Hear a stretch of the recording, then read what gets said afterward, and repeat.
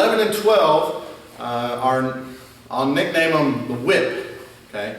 The stick isn't just, it's not really coming at the same directions with the same velocity and all that the other ones did from way back here across my body or vice versa. And it's not a thrust. It's so from angle number 10 being a thrust at the head level and them staying up that high, the stick staying up that high, the whip,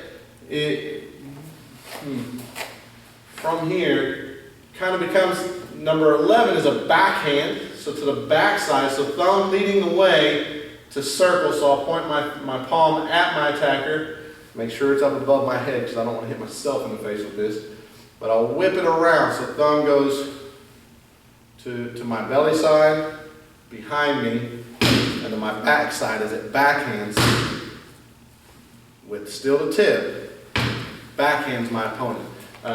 What I'm looking for on this is, so the thrust came straight in at the front of the throat, front of the face, but the whip can hit them from a side angle, go here, and it's a little quicker than drawing the whole stick back again or having to get my hips all the way over here first before I do it. It's just from there, boom, boom, nice and quick. Not as strong a move, but if you do it quick enough, still it has good acceleration behind it, good speed, enough to be a good stunner, right? So that's the whip. The whip number 11 comes, the attack comes to my backhand side, so my palm ends up pointing to where my back is pointing. Number 12 whips it across again over my head to my palm side, to where now my palm is pointing to where my back is pointing here. So I finish angle 10, the thrust up high, and I'll do whip to one side at 11, whip to the other side 12. 11, 12, 11, 12, 11, 12. And I like to primarily use that whip above my head. Could I aim for a lower target on my opponent? Yes, but then I want my head to be lower too. So so then in that case, I'll dip down here. I'll get down on one knee. I hit him in his ribs with the whip. It was quick, stunning kind of thing. But I kept the stick above my head so I'm not hitting me, right?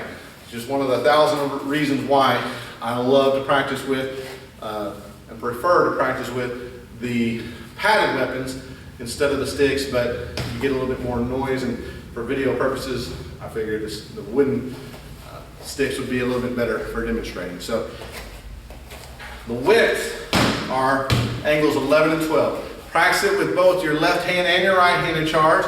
I like to start from that thrust feeling from that number 10 angle. So my hand's up there so I feel when that whip would be necessary, right? I'm not just going to step forward from here and go, hey, I got this great distance right here now, and I'm just going to step in all of a sudden try to whip you while I'm doing it. No, the whip is something that comes after, in my opinion, as I'm using it, after something else that got his attention or distracted him and got me a little closer. Boom, boom. 11, 12. So backhand side and palm side. 11 and 12. That's all 12 angles. Then, as you're working on these and you've seen this video, put them all together. So you work through all 12 angles.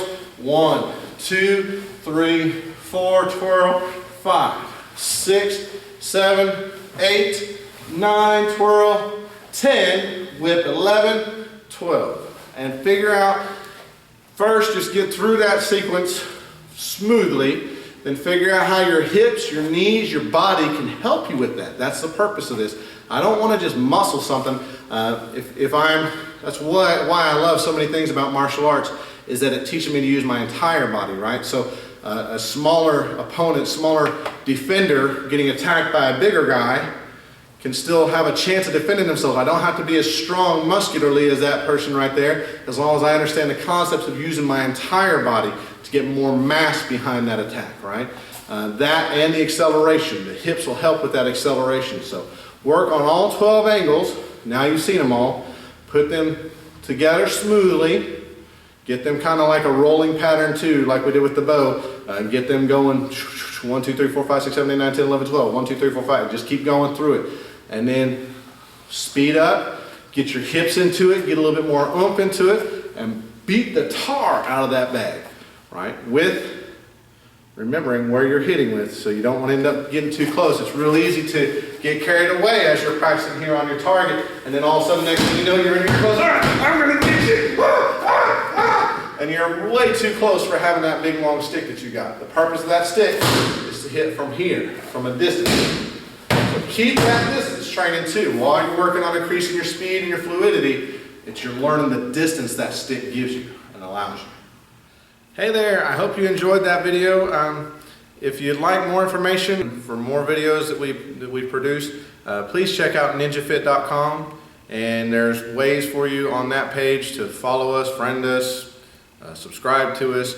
We got Facebook, Twitter, and LinkedIn and YouTube tabs on there, all for you to find more information about NinjaFit, our program a little bit, and more videos off our YouTube page and Facebook pages that we'll post on instructional things, how to. Some of it's going to be for how to for instructors, for our leadership students, and some of it's going to be how to basic things for some of our future students. So please check us out and enjoy.